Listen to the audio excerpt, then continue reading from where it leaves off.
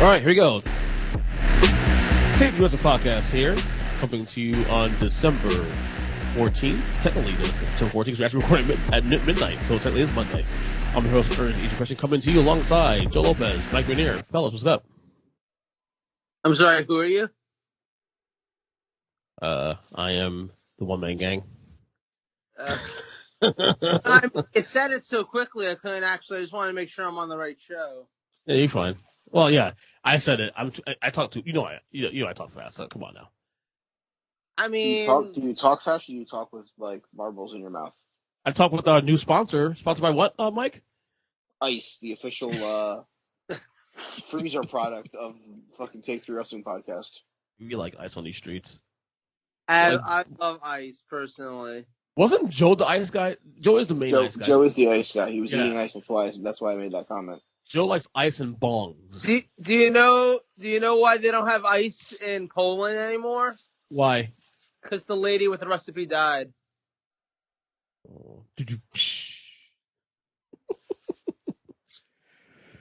Where'd you find that joke at, Joe? Actually, in a book. Poland It was Frank. in this book of jokes from New York City taxi drivers. I kid you not. That does sound something corny enough that a New York City taxi driver would actually try to say. Yeah, I can see exactly. That. Yep, definitely taxi driver kind of thing. All right, so today should be an easy show. I don't know.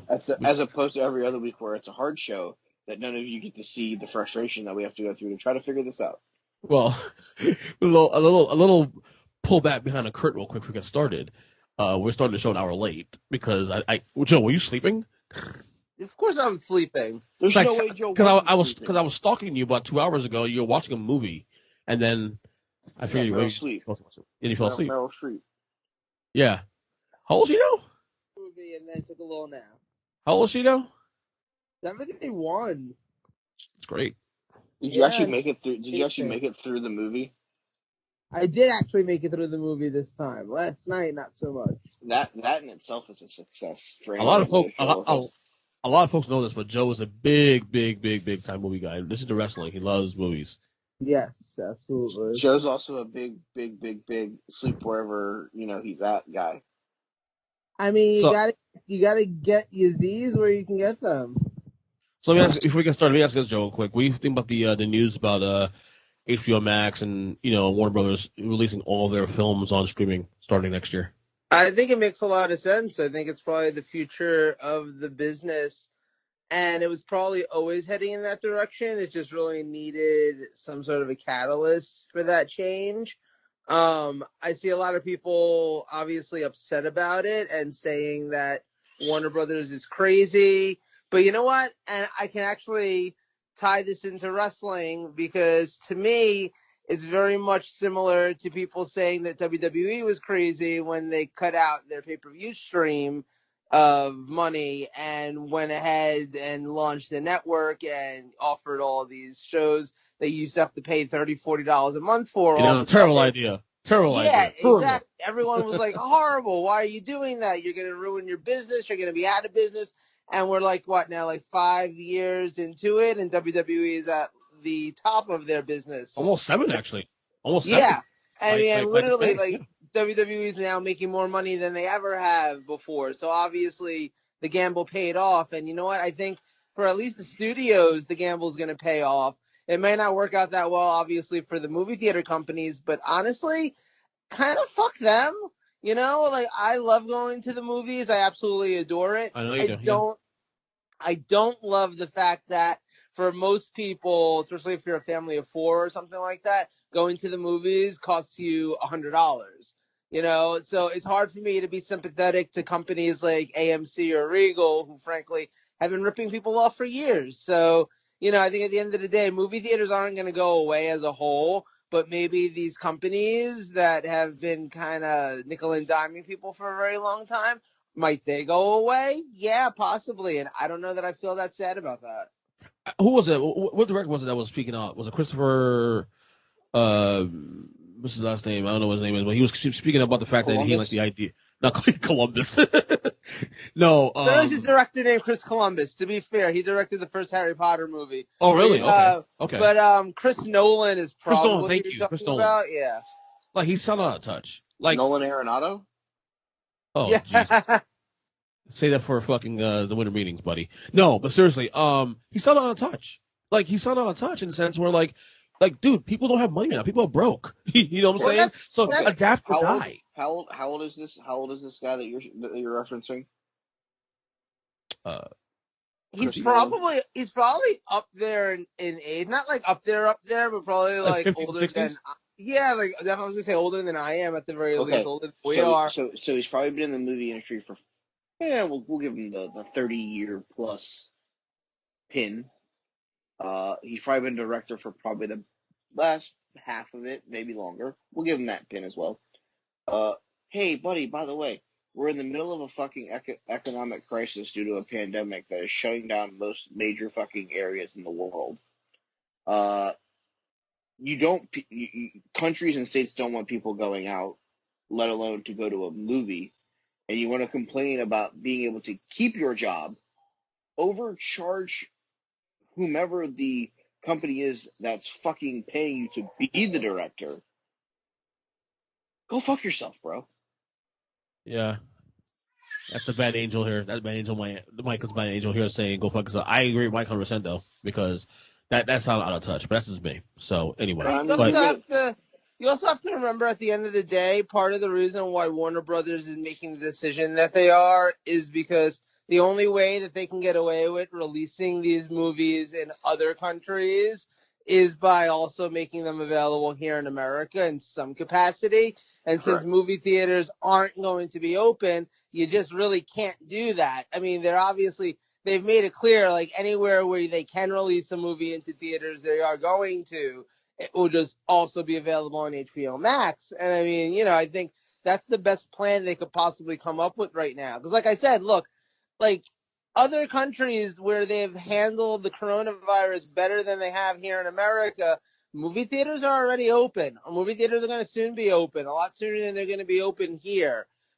China has their theaters open. And you can't, like I said, you can't get away with releasing a big movie in China and not making it available here in America in any capacity. And then they also don't do themselves any favors by only releasing it in a couple of places because there's only a couple of places that have theaters that are open. So this is the best plan that they could possibly come up with. I think it's ingenious. I think that it's silly for anyone who gets upset by it. Like I said, I liken it to like Vince McMahon and the WWE Network and them making that first, being one of the first people to kind of take this platform. It's a brilliant. I mean, honestly, I've always thought WWE Network was a brilliant thing, and like I said, to me, it's a very in pretty much the same realm of ideas. So I think it's funny because once again, I think the WWE was actually very revolutionary and cutting edge with the WWE Network. And I think we're now going to start seeing that spilling over into other places like cinema. Right. I agree. And segueing into our first take, which is mine, of course. We're going to talk about a little bit of WWE here, and mostly about Stone Cold Steve Austin. I was inspired with this take because I was watching. Something came up in my memories on Facebook, and I think it's 18 years ago today was the infamous fight between Booker T and Stone Cold Steve Austin, the grocery store battle. And I got inspired. I was like, wow, this is actually one of Stone Cold's most underrated feuds. I mean, he's had many feuds. So it got me thinking about, you know what? Let's talk about Stone Cold Steve Austin a little bit and talk about not necessarily his best feuds. I think we can all agree probably 1 and 2 is the most popular feuds he's had, probably in this, not just his, but in the history of the company. But I wanted to discuss more so rank our top 3 favorite Stone Cold Steve Austin feuds at any point of his career. Joe, want to go first? Yeah, sure, I can do that. Okay. So I thought that you had specifically meant from his time, like in the Attitude Era and all of that. Oh, it can be anytime. It can be anytime. Okay, well, what I'm saying is I misunderstood and thought you were saying it had to be from the Attitude Era. So my list that I actually did I thought about this in advance. I did not write it down. But I did think about it as soon as you text us today that was going to be the topic. I did think about what my answer would be. And I kept it to the Attitude Era. So the only possible feud that I think might have made it in for me if I hadn't kept it to the Attitude Era might have been his feud with Kurt Angle, which was like post Attitude Era, like right at the end there, 2001. I love that feud. I always thought that one was really fun, and they had fantastic matches. Their match at SummerSlam 2001 to me is one of my favorite matches in WWE history. But that said, the three that I'll give you, my top three, and I will rank them. First of all, at number 3, I'm going with the one that you have to put on the list. It's kind of obvious, and maybe it's not even on your guys' list, but I feel like it belongs here for sure. And that is against Vince McMahon or Mr. McMahon. That storyline was amazing. Going back and watching that storyline, you still have a lot of fun with it. That's how good it was. It was just really well-produced television. Like, not even just well-produced wrestling, well-produced television that's very entertaining and still kind of holds the test of time to go back and watch. So Jerry Springer. I mean, yeah, but like it's the truth, Like Absolutely. there's a reason why some stuff is timeless, Some things have not aged very well. Lots of things in wrestling programming from the 90s and the early 2000s have not aged very well.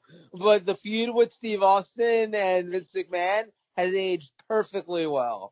That's a feud also, I think, also, real quick. Quick. That's a feud also I think you can really appreciate more in real time. Because imagine, obviously, I think all three of us may have actually watched in real time. In 98, 99. I mean, seeing 97 actually too. Seeing the week to week in the moment was hysterical. Oh yeah. No, absolutely. And that's what I'm saying. Like, it's kind of funny because we all remember kind of the big moments and the big beats of the storyline. But it really is. If you go back and watch any of those shows, you can watch any given episode of Raw during that period or one of the pay-per-views or anything. You're set to see a really fun story because that feud and that storyline, it had so many beats and so many like ups and downs and ins and outs and so many different people involved. It's honestly one of the greatest storylines in pro wrestling history when you really think about it. Like you said, like even beyond just Steve Austin's career, it's the storyline that saved the company, like hands down. So, I mean, it has to be on my list somewhere, and I felt like I was just going to put it on the bottom of the list just because it had to be there somewhere. My number 2 is kind of ties in with the whole storyline with Mr. McMahon, and that is Austin's feud with The Rock. It's hard to not have that on this list given the matches that they produced out of it. I mean, for my money, The Rock versus Steve Austin at WrestleMania 17 is the greatest match in WWE history. I think hands down, they went out there, they put on the performance of a lifetime that night. Everything about that match is incredible to me, and everything about both of those guys is incredible to me. And the fact that we had them, I mean, think about that. The fact that we had these two incredible all-time greats in the prime of their careers at the exact same time in the exact same place. Like, when does that happen? How lucky were we at that moment? I think, like, if you look through history, and at least really, like, recent history, there's only, like, 3 or 4 times where you can actually say that has happened and be like, oh, wow, we were lucky enough to have that. Oh, this yeah. is one of those times, And that feud had three different phases, too. You had the early years, 97 for the Intercontinental Championship, yes. Before Austin won. And you had when they're bound for the title, of course. Actually, it's 4 phases. The title in Mania 15. You had the third phase where, Austin and McMahon, bond together. Mania 17, as you said, the greatest match of all time. And then you have the retirement, Austin's last match. Yeah, no, absolutely. Which actually, Mike and I both recently just watched for our other podcast where we're rewatching that year, 2003. Oh, nice, nice. Yeah, no, I mean, there's a lot of emotions actually rewatching that match. Like, I don't go watching it knowing that it is factually Austin's last match is a different experience because you see it in his face.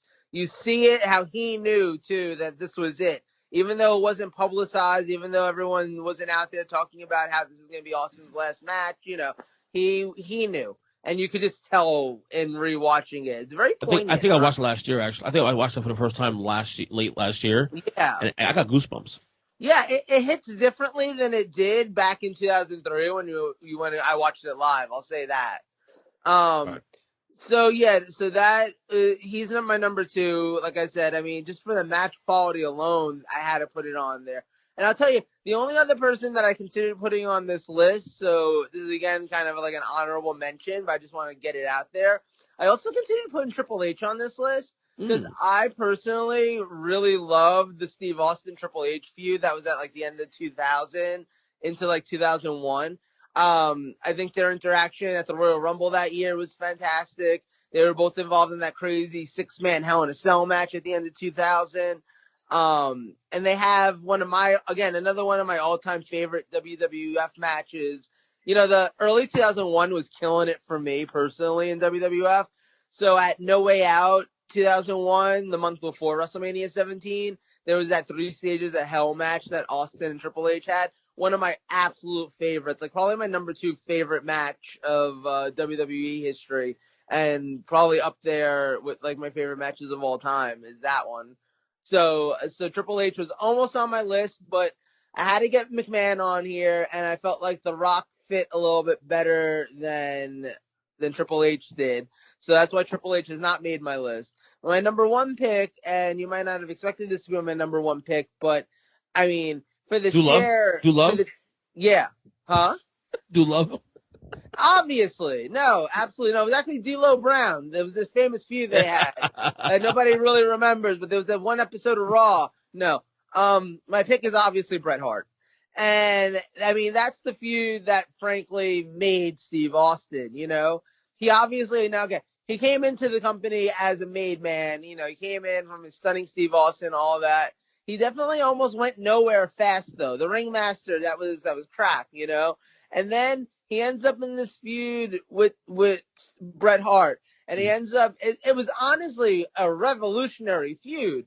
And it was the kind of thing that, you go back and you watch it and it still holds up.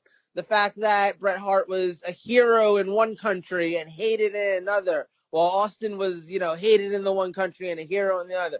That holds up. The matches that they had were incredible. I mean, there are some people who consider their match at WrestleMania 13 to be the greatest WWF match of all time. I'm not one of those people, but I can see your argument for why it belongs in the top 10 at the very least, you know? So everything about that feud, I think that was probably the feud that brought out the best in Bret Hart in his WWF career. You know, I think Bret Hart as a kind of I'm better than you kind of heel makes a lot more sense than any other version of Bret Hart. And it worked really well at that time. And it worked really well because Austin was the perfect foil for him. Absolutely. And it brought out the best in Austin too. Like I said, I don't know that we have the Steve Austin in 98 and 99, the Steve Austin who is the top guy in the company without that Bret Hart feud. So, I mean, I put a lot of value into that Bret Hart feud. That's why it's my number 1. So real quick, I'm not gonna do a list because you just did my exact list to a T. Okay, so I'm not gonna do a list. Mike will jump in a second. Just to add something real quick, the only difference with my 3, because I had Bret also number 1, but mine was not just Bret. Mine was the entire Hart Foundation, because to me, the Bret into Owen later that year in '97. So the whole thing, the whole gamut of just the Hearts in general. I buy that. So, but that's my exact order also too. You're right, Rock too.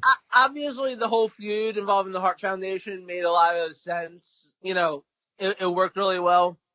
I don't personally think back to the stuff with Owen and very much because number 1, I thought that feud. Obviously, that feud probably would have been a lot longer if Owen, if Austin didn't get injured in the match at SummerSlam. So, of course, yeah. That unfortunately, that's the lasting memory of their portion of the feud, and that's not exactly a happy memory. So I hardly even remember that part. I do have Kurt Angle. The Kurt Angle one as my my almost made it list. Oh yeah, no, I mean that's the thing. Their skits were so entertaining, but they were kind of funny entertaining. It was kind of an interesting feud. Right. All right, Mikey. All right, so I went with a little bit different of an approach here. First up on my list is the guy who brought this topic to the forefront. That's the Booker T feud. Clean up aisle jackass. Yeah. It's number 3? That one's yeah. I mean, I really didn't put him in any kind of order Okay. because it's different versions of Steve. Next up is the feud he had with Rikishi, who did it for The Rock. Oh, right. That's what happened. Yeah. 2000. Mm-hmm. And last but not least on my short list was, I mean, I don't know if this is really, I guess, counts. No, it doesn't really count as a feud, so we'll go to something else real quick. I was going to say the Big Show whenever he first debuted, because he threw Steve through the cage, basically, at St. Valentine's Day Massacre. Yeah. But yeah, I guess yes. It always felt like a lost opportunity to me that the stuff with Austin and Booker T didn't end in like a pay-per-view match. Correct. Well, didn't Austin leave after that? No. That was 02, right? Was that 01 or 02? Was that pre? That was early, like the end of 2001, right at the beginning of 2002. But I'm saying, like, they never, like, naturally speaking, the timing of it, they probably should have had a match at, like, the Royal Rumble that year, and they definitely didn't. Okay, that makes sense. But I tell you what, the vignettes, so they did. All the stuff they did was, like, not so much in the ring, but obviously, between the church and the grocery store. Yeah, that was all the end of 2001. Right, that was great. That was amazing. Yeah, no, it's fantastic. But I'm saying, like, it's kind of crazy how it never led anywhere, technically. Like, look, in wrestling, when you're doing a feud and you're doing skits and stuff like that, obviously you're trying to lead, well, I would think obviously, you're trying to lead to the two guys having some sort of match at a pay-per-view or something. As far as I know, Austin and Booker T, I don't even know if they ever had a match on TV. I don't remember, to be honest with you. Doesn't stand out. And then my last one is, I don't know if I want to pull the trigger on that one or if I want to talk about the other one. Let's see, where do I go? I mean, obviously the Brett stuff and the Hart Foundation is the easy one to talk about. It's so good. Oof. I'm gonna say, I don't know. Yeah, we'll go with it. This guy also won the tag titles with Stone Cold Steve Austin. Shawn Michaels? Dude Love.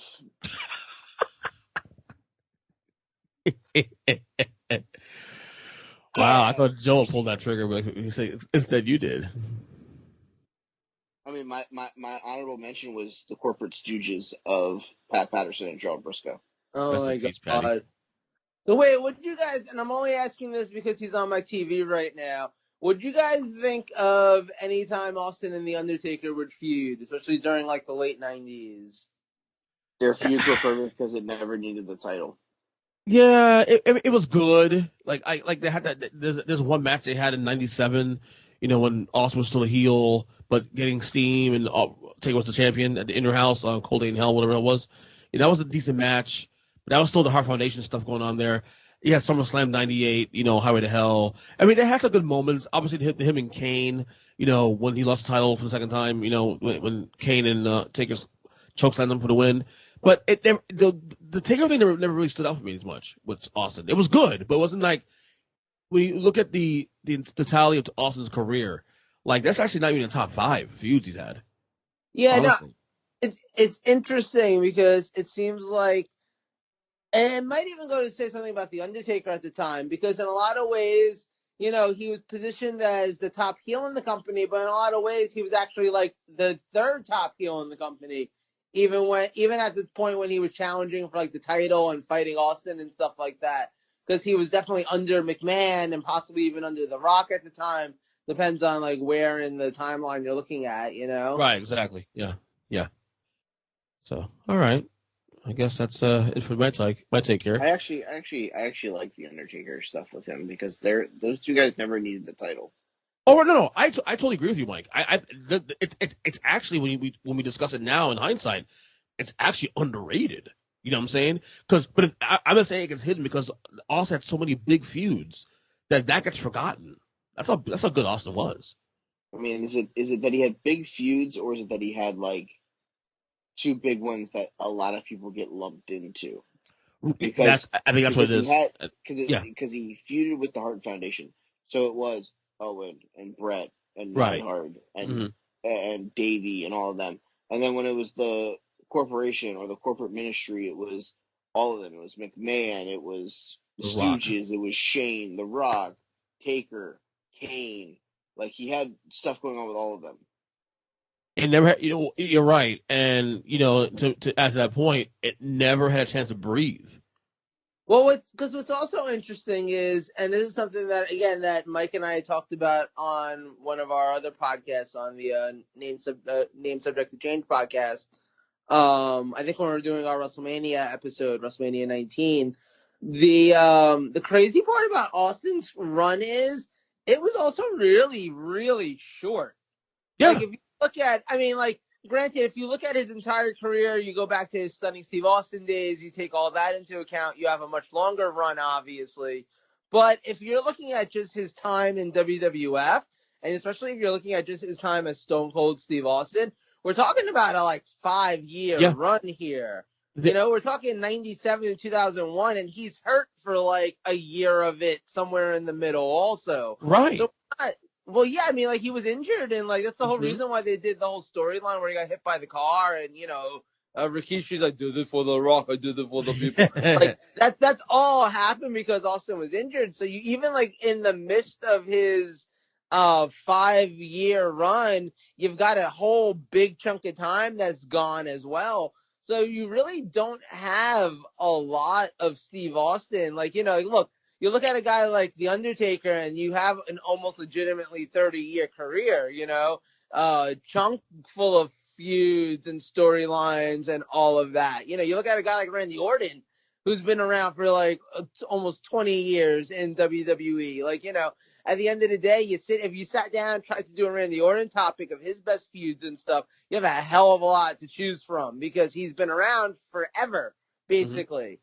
And then you have Austin, and it's like, for real, like, at the end of the day, if you sit down and count them all out, there might only be about 10 feuds that Austin was ever actually a part of in WWF.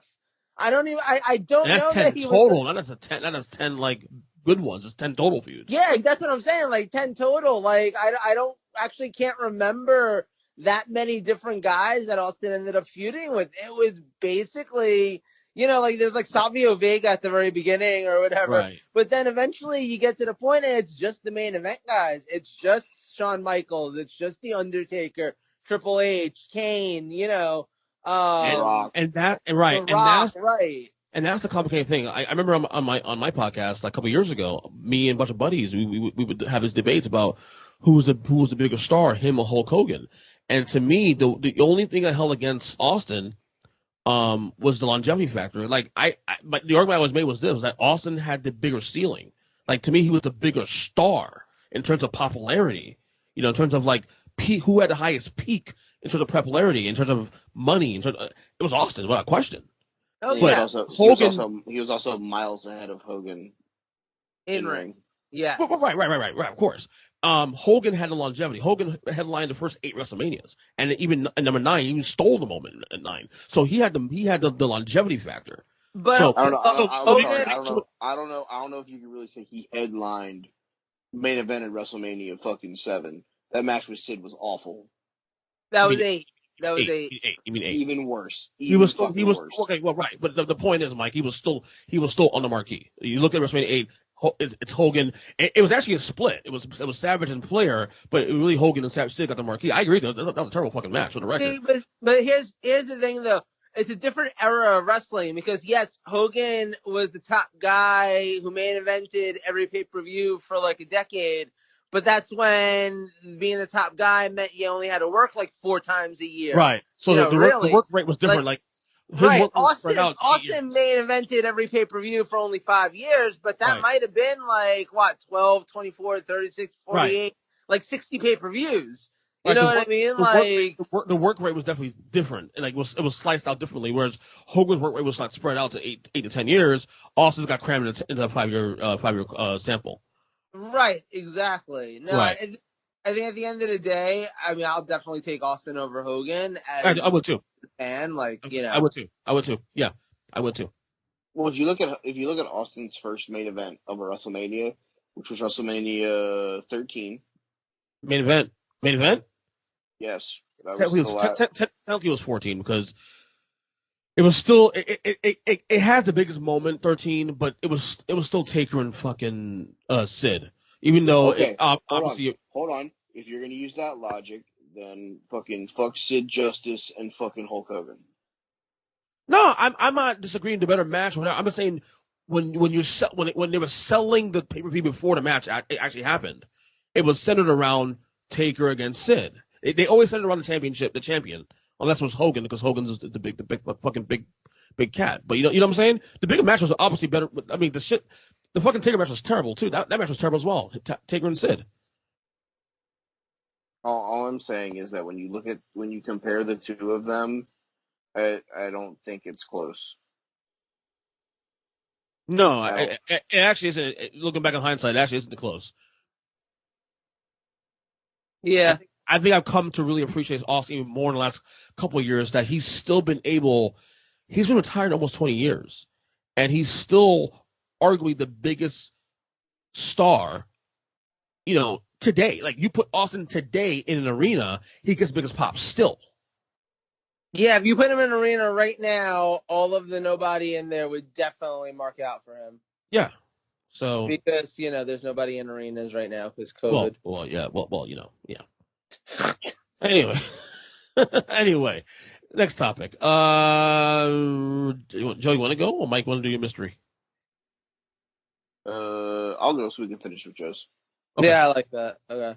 Speaking of awful title matches and awful matches at WrestleMania, my topic for this week's show is, I guess we'll word this least favorite world title runs of your own, because some people might like the fact that Ric Flair had a 2-month reign as champion in WWE before going back to WCW.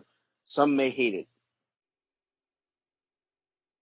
So okay. I'll let one of you guys start, and then I'll Bob Backlund. Bob Backlund's one-day run was fucking stupid. No, I'm joking.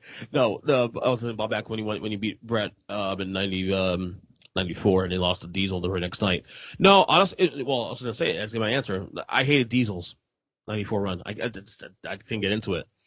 His best match of that run was against Shawn Michaels at Mania was 11? 11, yeah. Mania 11. And that wasn't even because of him. That was because of HBK. I just couldn't get in. I couldn't get into Diesel. I made it very clear on this show in the past that Kevin Nash, Diesel, doesn't matter, is to me the most overrated star in the company's history.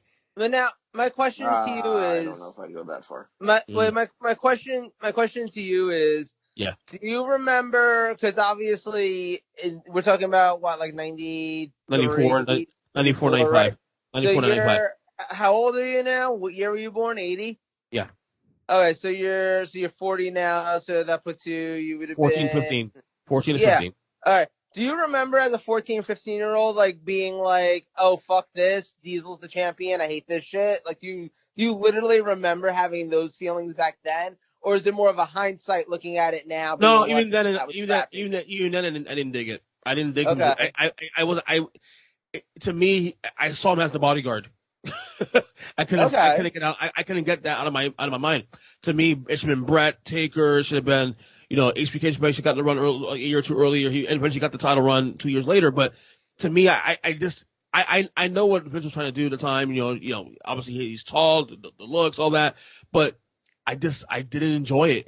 And granted, I wasn't watching day to day than I was 2 years later, but I was still watching enough to know what was going on. And I just couldn't get into it, man. Couldn't do it. First off, they shouldn't have given Shawn the title any earlier than that. That guy couldn't even keep the fucking Intercontinental. Oh, I agree 100%. To fucking go away with some fucking fake knee injury. Question. He held the title for 358 days. Diesel did. Yeah, from 94, from November to November. Yep. Holy crap! I don't even remember being that long. He won the belt November 26th, 1994. Lost it to Brett at Survivor Series, a show that I was at. You were there? Yep, November Oh, 19th, 1995 in Landover, Maryland. you were what, like Wow. 8 years old at the time? 8 years old? Let's see, 88. Right now, 32? Yep, So you were actually younger than that. You were actually 7. 7. Yeah. I was 15. So were you wearing your little Diesel T-shirt, like your little No, did you actually, I have don't think I was wearing a Diesel shirt. your Diesel foam finger or I, foam truck I or just, whatever it was? I couldn't It get was into Diesel, definitely a man. foam finger. I, Actually, if you want me to be honest with you, I think I was wearing probably like a fucking Undertaker shirt or something. That makes sense. to be honest with you, to me, I started to enjoy Kevin Nash when him and Scott Hall got paired up, the Outsiders. That's why I started started to appreciate a little more. But Well, yeah, but that was honestly the peak of Kevin Nash's career, being in the Outsiders tag team, because number one, all he had to do was basically cut promos where he was being himself, and then number two, they didn't actually have to do that much wrestling in the ring. Scott Hall could handle most of the matches, and then Diesel could just come in for like the big spot or two. It literally was the best version of Diesel's career. can I be honest with you? There's one more I'm going to add real quick. It's going to shock you guys a little bit. I hated Hogan's second title run because I hate how they booked him that year. What year was that? 1989 when he beat Savage at Mania 5 Okay. and leading up to Mania 6. Okay, how he was booked for that year on, I just didn't like it. I mean, I thought they dropped. I don't even know what Okay, happened. so this is when Zeus, rest in peace, always Zeus. That's the picture. Okay. Okay, so they do SummerSlam '89 with him and Brutus against Savage and Zeus. Which is an okay rivalry, of course. You kept Savage in the loop, but it was, I'd much rather see him and Savage go at it again. But whatever, it's what it is. Then he gets to the program of $1 Million Man again, which is okay at that point was already used up because they had fought the year before that. They dropped the ball on the Mr. Perfect thing, at the time. And by the time they started doing the Perfect Hogan thing, Warriors champion. Right. It was booked wrong. I hated it. I mean, yeah, I couldn't even begun to tell you any of that myself, and I probably watched it when I was a kid, so I get it. Oh, yeah. I was 9. All right, Joe, what's yours? What's your least favorite title run? So, in all of the 10 minutes I've had to think about this, I'm still thinking about it. right? But I got one for us. I don't know that if I sat down and had a longer time, I don't know if this would have been my answer, but this is the one that came to mind right now because it's on my mind. And that is Triple H's run as the world champion in the year 2003. And I don't remember if it started where it started in 2002. Armageddon. I don't. Armageddon. Okay. He went up to Michaels at the last show in a 2 out of 3 falls. Okay. And obviously it's going to last for a while through 2003. It's going to involve Triple H beating as much of the WCW roster as humanly possible. And in a number of fairly shitty matches. You think that it can't get worse than him versus Scott Steiner, but wait, there's Diesel. And then you think it can't get worse than that, but wait, there's Goldberg. And there's a decent match with Booker T somewhere in there that's totally mucked up by a shitty storyline about basically Booker T being black. And on top of that, the storyline gets totally botched when he ends up losing the match at WrestleMania. That's an otherwise actually really good match that people seem to just not remember that because they only remember how shitty the whole storyline was and the way the feud ended. So, I don't know, it's something, like I said, right now, it's currently on my mind. It's something that Mike and I are rewatching for our other podcast. So if you want to hear me really complain a lot about 2003 WWE, and there's a lot to complain about, but feel free to check that show out. You'll definitely... Nice plug. I mean, the funny thing to me is Triple H, I'm not one of those people who is an all-time Triple H hater. In fact, 2000 to 2001 Triple H is one of my all-time favorite wrestlers. I very proudly used to tell people for a long time during that period that Triple H was my favorite. Especially after Shawn Michaels was gone, Triple H was absolutely one of my favorites, and he had some great feuds and some great storylines at that time. 2003 Triple H can go suck a dick.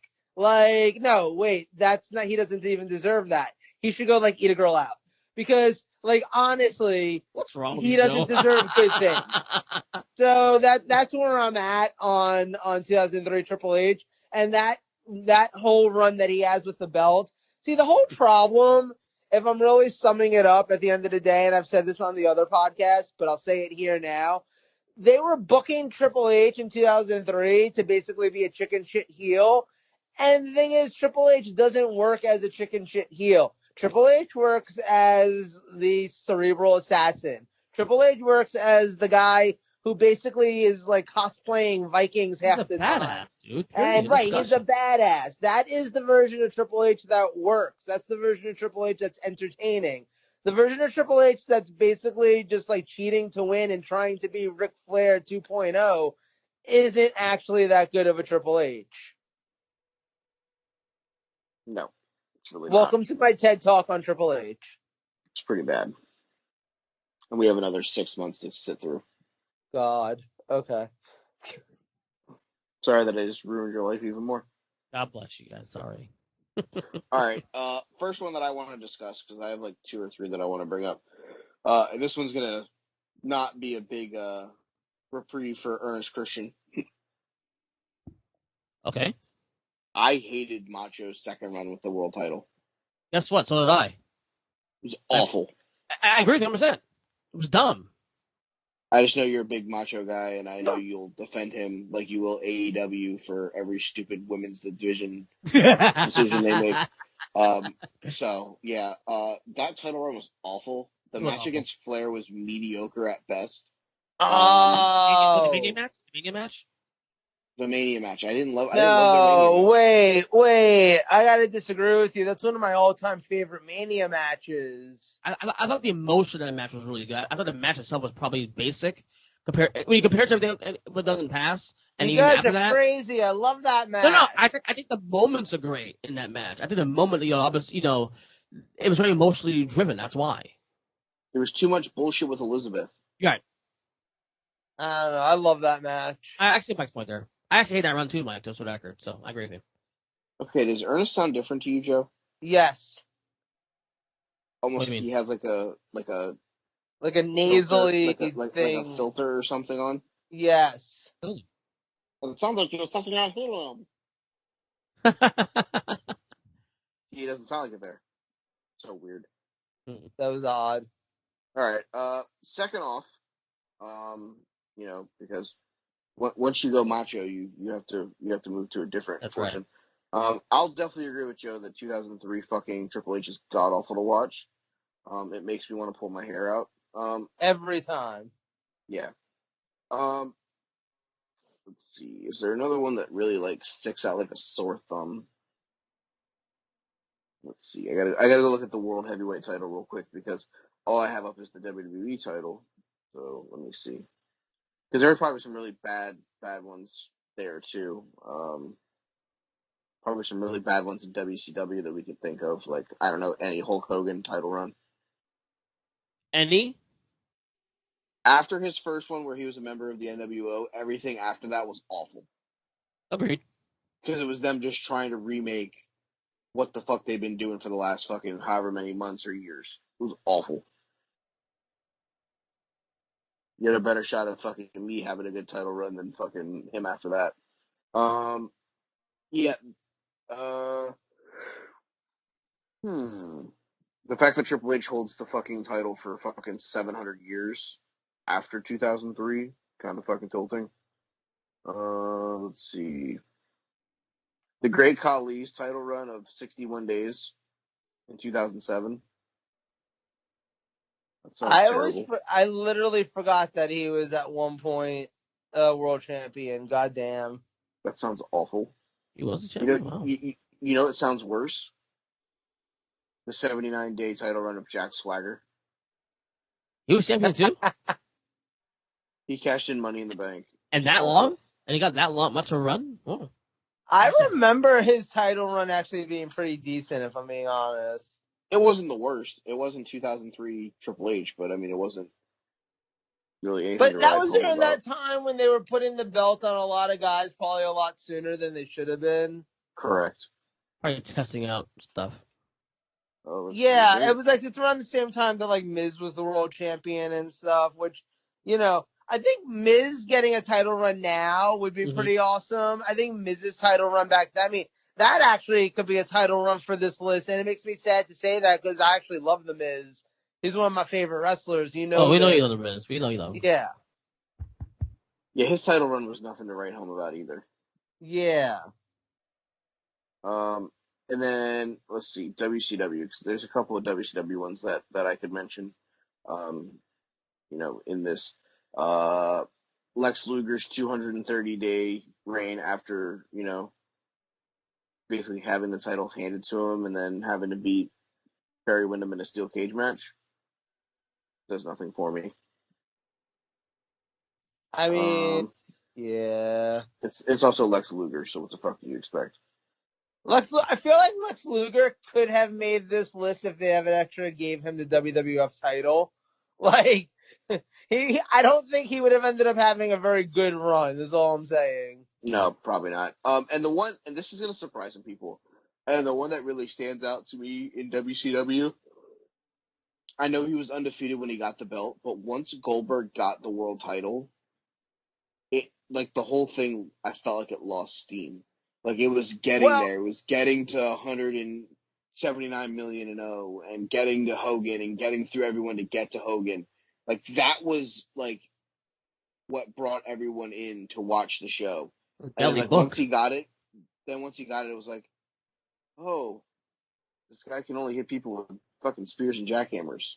Because part of the problem at that point, too, is then, obviously, at some point in the near future, he's losing for at least the first time, because he's not going to be the champion forever.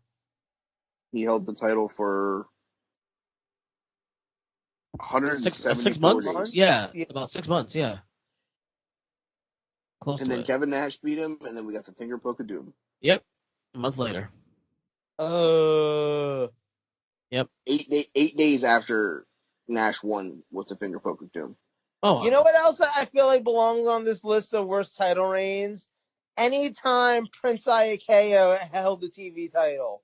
So basically, like 7 times within the year 1996. 97, yeah. So I would have considered this one a bad run, but was definitely underwhelming. Was Warrior's one title run in 90? Like he had a couple of good matches with Rick Rude, and then of course I think he had the one with Slaughter was pretty decent, but like it was underwhelming. It wasn't terrible.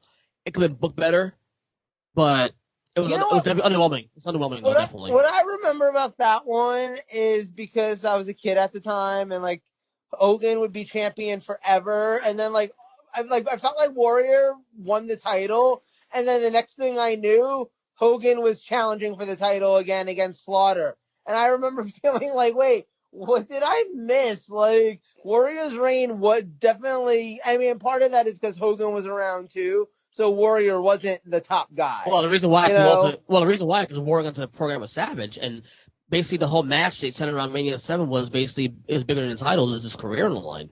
Right. Yeah, so best match of the card by far, not even close.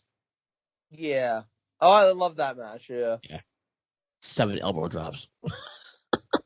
Anyway, I think that's one more to go, right? Joe's yours. Yeah. Oh my god, this voice that Earnest has on this audio is literally making me try so hard not to laugh right now. I mean, you sound like Alvin and the Chipmunks. You sound like Alvin and the Chipmunks trying to do commentary for an old timey fucking like baseball game. And here comes Sid Freeman up to bat here in the 7th. And Sid's now I'm scared. Now I'm scared to listen to playback now. No, it's amazing. I think Sid Freeman here is going to put the ball in play, though. Hey, what do you say? Sid Freeman, hey. Like, oh my god. I'm trying so hard not to laugh. I'm like, oh my god, this is fucking epic. It literally sounds. I'm waiting for him to be like, and it's a ground ball to the shortstop, and he's going to put it on the inning's over. Oh, Oh my wow. god. Oh, wow. Okay. This half Can is you sponsored by Ma's Pop. 5 cents a bottle. Get it at your local stores now. Ma's Pop. just say it up next? We got the latest hit by the Big Bopper. Please, just say it once. All right. So my topic is Wait. Was that some Saved by the Bell joke? no what? Oh, The Big Wonders? Bopper. Saved by the Bell.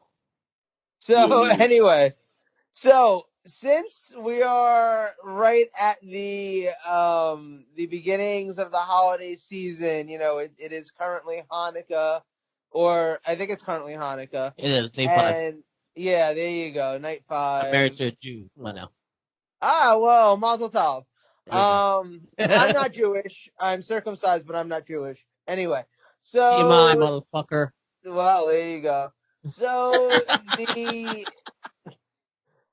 Mazel Tov once again. Yeah. So in the It's a spirit of helmet.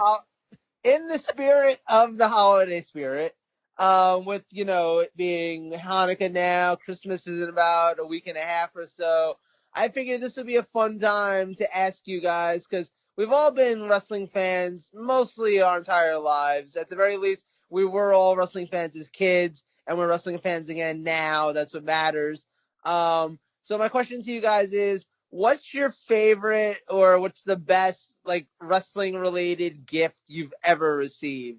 It doesn't have to have been for like Christmas or anything like that. It could have been for a birthday. It could have been just someone being super nice to you and gave you something.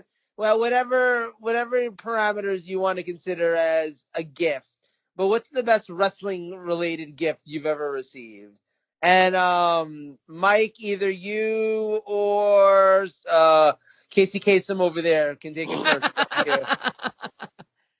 It's funny. I said Saved by the Bell because Casey Kasem was on the show one time, and the episode Mr. Belling was called Big Bopper. Apparently. Oh, So that's what said it. I'll go first quickly though. Mine's simple because I never really got wrestling gifts because I was not allowed to watch it. I had to watch it, behind my mom's back and stuff of that nature. Oh my God! Because You were I was obsessed. secretly watching wrestling? I used to fight in school and shit. When the Mega Powers exploded, man, that shit fucking wrecked my childhood, man. Come on. But in terms of the only wrestling gift I remember getting, really, I think I got one of the WrestleMania video games, when I was like 12 or 13.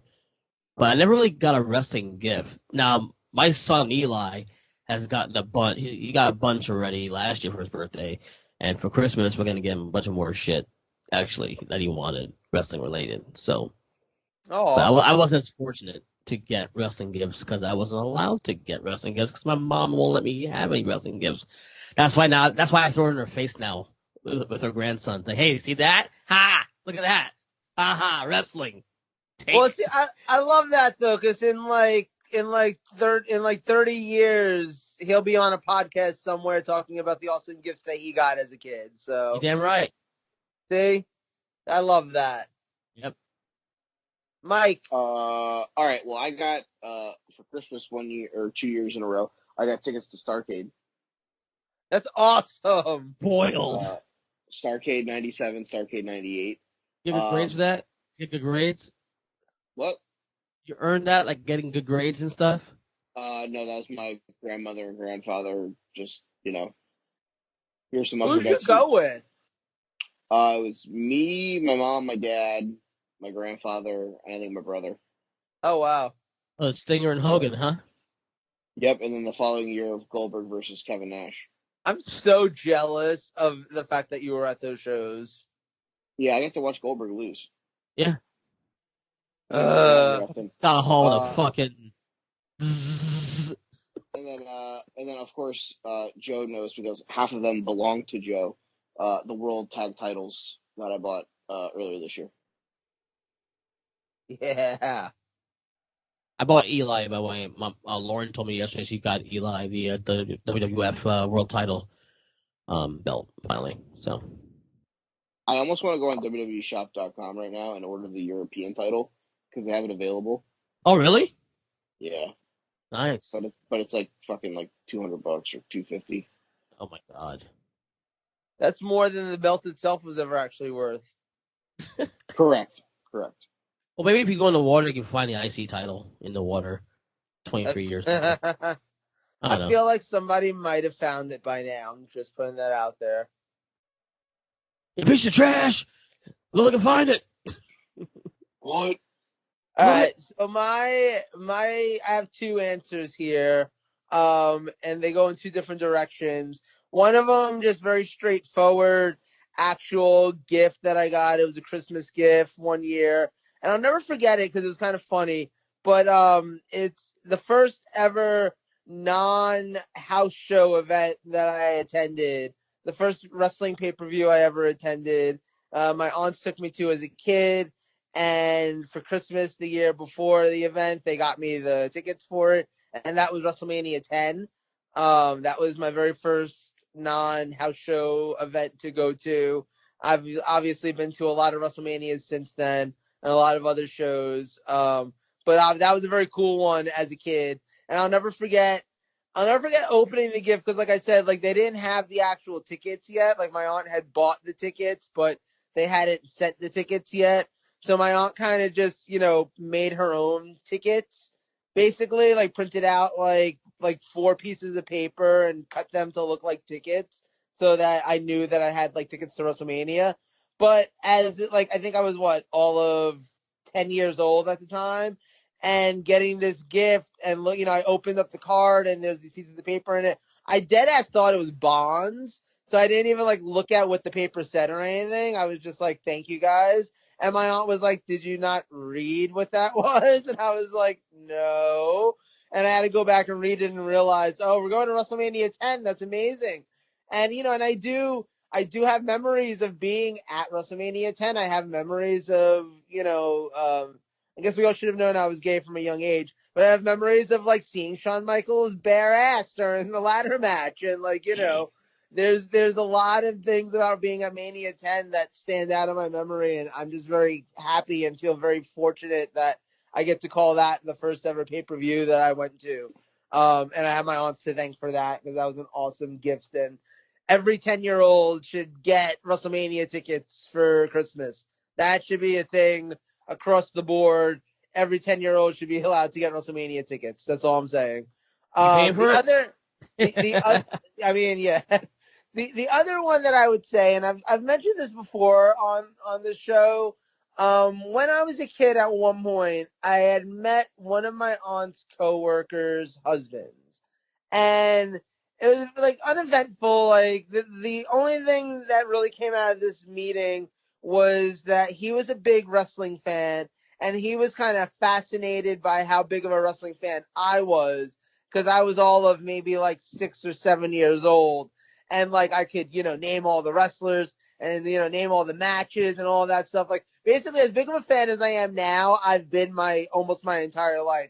There were a couple of periods of time where I fell off on it, but like as a child, I was as big a fan as I am now, a little bit less Japanese wrestling back then, but we live in a different time now. But that said, when I met this guy, like I said, probably all of once. I might have met him more than that, maybe like twice or 3 times. I don't remember. But I do remember at least meeting him the one time, talking about wrestling, yada, yada. He had passed away long, long time ago, not too long after I had met him or whatever.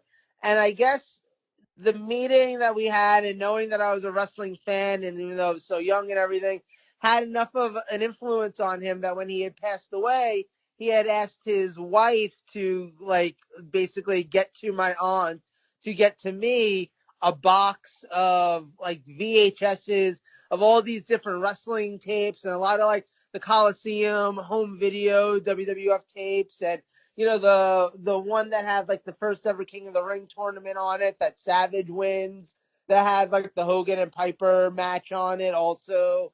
That thing's all like a 5-minute match. But there was a lot of stuff in there, and I don't know, I've always been touched by the memory of this person who, like I said, I met all of once, and who, through wrestling really felt, I guess, this bond to this child that I was, and kind of passed that on. It's one of those things that, like, when I think back of how big of a fan I am now, or, like how big a fan you guys are. Like a lot of my friends are big wrestling fans. When I think about that, I often think about this guy who obviously he must have died. I mean, I'm talking about probably like back in like the 90s, like early 90s. This is a man that never got to see the Attitude Era or, any of that kind of stuff. So, I often think back and sometimes I wonder like, oh, would he have been like into this would he have been someone that I'd still be talking with wrestling about now if he was still alive, or would he have been like, falling out on it a long time ago? There's no real way of knowing, but like it's stuff like that. Like, there were people who were lifelong wrestling fans long before half the stuff that us as lifelong wrestling fans consider to be the greatest stuff that we've gotten to watch as wrestling. And that kind of blows my mind. So. All right. I feel you. We get going. MVPs. Who want to go first? I'll go first. My MVP will be Kenny. My MVP is going to be Kenny Omega because if anyone can get people to tune into Impact, they deserve to be MVP. Did you watch it? I watched most of the show. Ironically, I missed Kenny Omega's part because I watched the first like hour and 15 minutes and then I got distracted. But I stayed tuned in. I just didn't realize they were going to have him till the end, which I guess actually makes a lot of sense. It's the same reason why when I saw Sum 41 in 2012, they didn't play what's that big song that they have? Fat Lip. They didn't play Fat Lip until the encore. So. Okay. Makes sense. Mike? I have like 2 or 3 MVPs this week. Okay. First off, the winner of the 2019 Super J Cup, El Phantasmo. My second MVP of the week will go to. Oh, do I want to give it? Do I want to give him the award? We'll give him the award. My second choice is the Guerrillas of Destiny, who won the World Tag League for the first time ever in New Japan. Funny, they're like one of the best tag teams ever, and they just for the first time won World Tag League. And my last MVP is Earnest's Casey Kasem boys. Well, my MVP is going to be pretty simple. My MVP is us, the Take 3 Wrestling Podcast. This month is our 1-year anniversary. So, this month. If I'm not mistaken, I think this week is our 1-year anniversary. And if that's the case, then it's awesome because you have the Casey Kasem voice, so it works perfect for like the top 50 countdown. I'm really looking forward to hearing the playback of this episode today. Oh my god! It's weird because like I'm wearing I'm on a monitor too on top of that, and I saw normal. So I don't know if it's just you guys, your reception, or maybe there is something going on in on these wires. I don't know. Maybe you click the button. Click the button. I honestly thought I had smoked too much before the show, and then Mike said something. You might still have. It's possible. Yeah, even that ice. Okay, so show warning for you guys before we go, so it's on file. Next week, my topic will be officially announcing the nominations for the year-end awards. Okay. Because TLC is Sunday, we'll be done with the pay-per-view, so the official nominations, the nominees will be announced. So you have all week to figure out who you're nominating. I'll send you guys the topics and the rules again before we get too far into the week. Okay. We'll do so. Cool. Excellent. For Mike. I'm going to make like Stephon Diggs and fucking go run a go route. Uh-huh. Anyway, fellas, it was a good one. Good night, Casey Kasem. Good night. Bye. Coast to coast. Coast to coast. Bye.